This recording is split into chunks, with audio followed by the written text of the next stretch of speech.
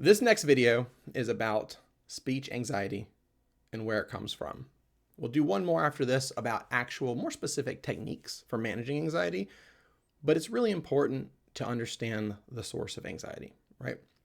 So starting with a core concept about just how we communicate, kind of building on our last conversation, we talked about kind of model around communication. So the actual act itself is the act of encoding the message we're trying to send and how it is then decoded. All right. I have ideas I'm trying to share with you. So I'm thinking about how do I put them together? What words, language can I patch them together in? What tone of voice? How can I make you hear and understand what I want to share with you in a deep and meaningful way, right? That's my encoding process. And then you receive it, send it to you. You're doing it right now. Now you're decoding it. And that has a lot of factors, right? It's what you're hearing. It's what you're seeing. It's your mindset right now. Are you hungry? Are you tired? Did you just wake up? Are you going to bed? Did you just get off work? Like lots of things, right? Lots of things impact that decoding process, right? It's a task that takes a lot of processing power, but it's not just you. It's not just on you, right? There's only so much you can do when you're trying to share a message. And I think that's an important first step in managing that anxiety.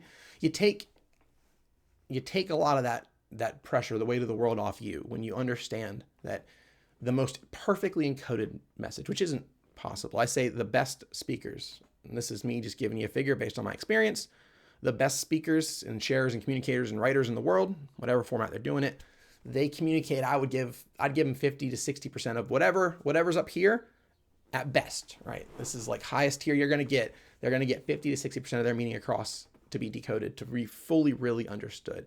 And that's just because language is a very messy technology. We don't think of it like that. We just think of it's a thing. A lot of us think of it as being done. It's not. It's constantly growing. It's constantly developing. And it's a technology that doesn't work very well much of the time, but it's all we have. It's what we have to work with. That's the fascinating thing about it, especially when you're trying to study language, but I won't go down that linguistic rabbit hole, right? It's not on you solely, but there's a lot you can do to build and improve your language. But understanding that there is a great deal between getting this exact idea to your audience. I personally think it just helps remove some of that, oh, they didn't get it. What did I do wrong? They're not understanding. I said something, but they're still not following the thing, the idea, or worse, I asked them to do this thing and they didn't.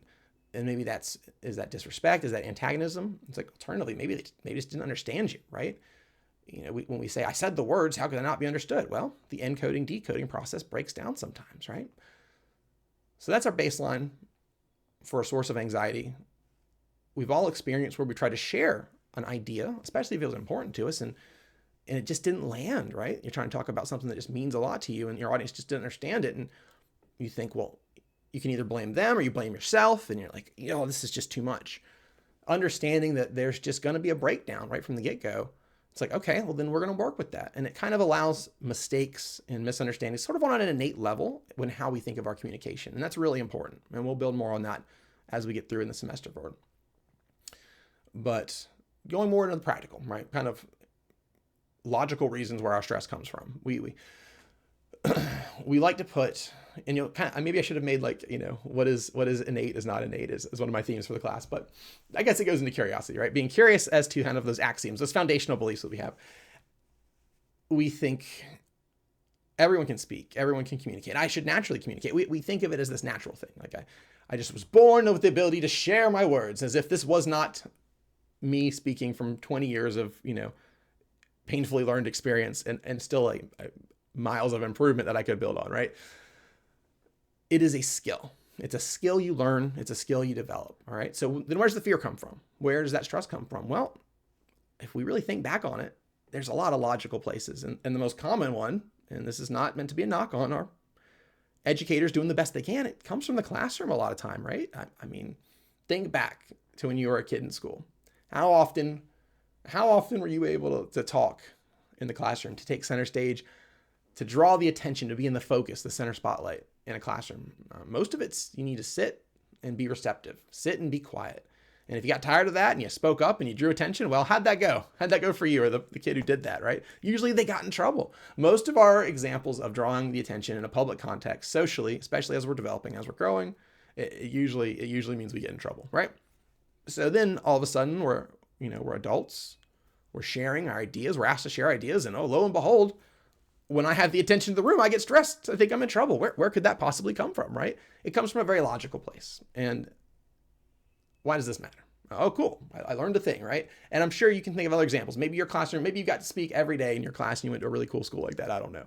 But I'm sure we can all think of examples as we're growing up where if we drew attention or we were the center spotlight, it got us in trouble, right? So what?